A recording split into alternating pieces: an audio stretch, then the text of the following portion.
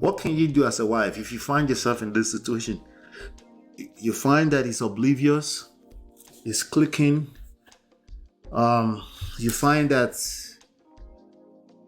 you have to tell him. He's actively saying, just tell me what you feel, and you're like, I'm telling you, but because again, he disconnected. He doesn't know that he's supposed to be reading minds, right? Right. He doesn't have the skill set to be able to do. I'm not saying verbatim, literally reading minds, but there's some things that you should know as a man of a certain age. You have a home to keep together. There's some things you should be able to pick up and just know ahead of time, right?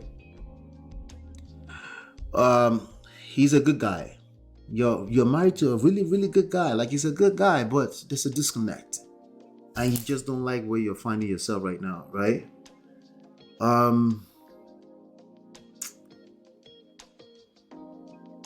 He's really, really acting like he's taking you for granted.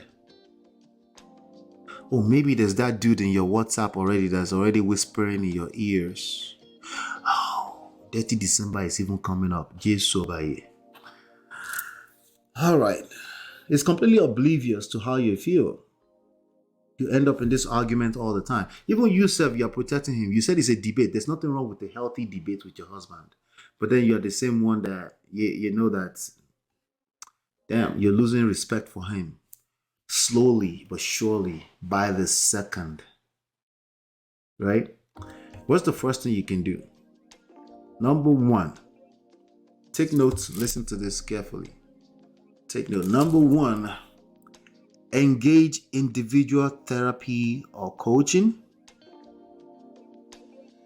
Engage individual therapy or coaching with a mindset or quest for understanding self and to help unpack your specific story. Listen, there's only so much I can do in this masterclass right now. I don't know your story. There's knowledge, there's application. Okay? I try my best to hide all the nuances here, but even at that, there's something specific about your story, so we can't project any type of generalized idea into your situation. Engage in the, and by the way, I don't want you to drag him to therapy or counseling either. As you can see, that didn't work for Tom Brady, right? It doesn't work for most men. They will now be asking for counseling later on after it's too late. But when you're asking them, they don't want to go because they're like, what's the big deal? I don't want to go and spend $150 for somebody that will just listen to me talk. They don't get it, right? But now they be asking for it last minute because it's already too late, right?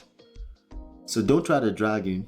I want you to engage individual coaching and therapy with a mindset and a quest to understand. For understanding, okay? For understanding what? To understand self. Ladies, believe it or not, you're in control. In so much more control than you realize. You have so much more power than you realize, right? But you're completely disconnected from that power when you're not self-aware to know that you're just as responsible. Yes, you are. You know, to what extent, I don't know. It depends on your specific story, okay? So your specific story needs to be unpacked. That's number one. That's the first key thing. If you find yourself in this situation, it's bad. It's really bad. You might not realize it yet. You're on your way. Even you as a woman, that you're going to pull that trigger on the divorce. You probably don't even realize that you're that close to it. But one day you're probably just going to snap. You know, snap, right? Yeah, hopefully not. Because actually we don't like to see that. Nobody likes to see a broken apart family. Okay, it's not good for the children, right? Number two, follow that lead. That same lead. Number one, follow that lead for rule of engaging your partner in order to cover inevitable blind spots. So your first, the engagement with coaching or therapy is what's going to help you if you need to invite him. For the most part, in my opinion, on regular, no life or death issue, no extreme issues, you actually don't need to drag him. You probably just need to engage something else. I'll talk about that in a second. But there's a blind spot. There's something you can't see. Okay? So follow that same line, that same path. and uncover all the things that you can't see. Ask the therapist, say, what are the things I can't see? I know for a fact, because I listen to all our men of prestige, I know for a fact that I have a blind spot. There's some things I can't see. I'm here to understand those things. Okay, number 3, ladies, this is for you, ladies.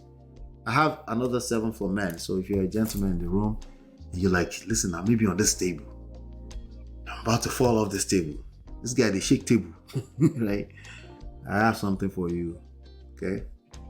Everyone will go through it in one shape, form, or the other. Everyone will go through this, okay? There's no amount of premarital counseling that will make you avoid this, okay? There's no amount of intentionality that will make you avoid this. You're dealing with a whole beast of a human being that you're living with. There's at least a minimum of 18 years of their life that you don't know. So, stop assuming wickedness. Assume weakness instead. Okay, I learned this from TD Jakes. Don't assume that this person is just trying to hurt you. Listen, you're not just assuming, you're not saying it like it's not literal like that, but your mind is playing tricks on you and you're feeling like, why is this man this wicked? You actually want to say, but you know he's not being wicked, but your mind is telling you repeatedly that he's supposed to know better. Okay, don't assume wickedness. Assume weakness. It's still an assumption. If you have to assume anyway, assume is a weakness. It's coming from a place. It will allow you, it will help you to apply the necessary amount of empathy to address your husband. Okay? It's going to be needed. If he feels attacked, feelings, if he feels attacked, it doesn't have to be attacked. It just needs to feel attacked. It won't produce a good fruit. It won't produce anything good. Okay? It will just get worse. And guess who else chop breakfast when he chops breakfast? You too. Because you might just end up on these streets and become statistics.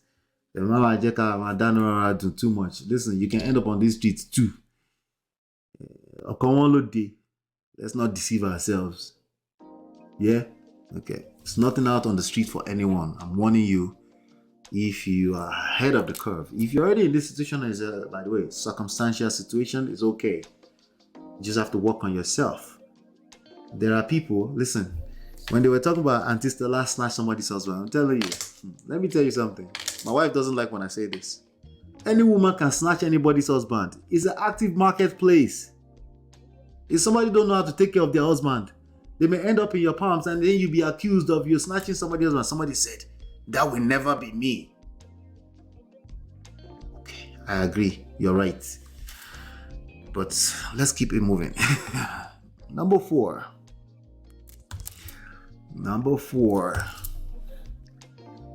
It's okay to expect him to act like God. This is why you have such a big expectation. It was that guy you fell in love with. You never expected it, that he's just this weak, right? But realize he's not God.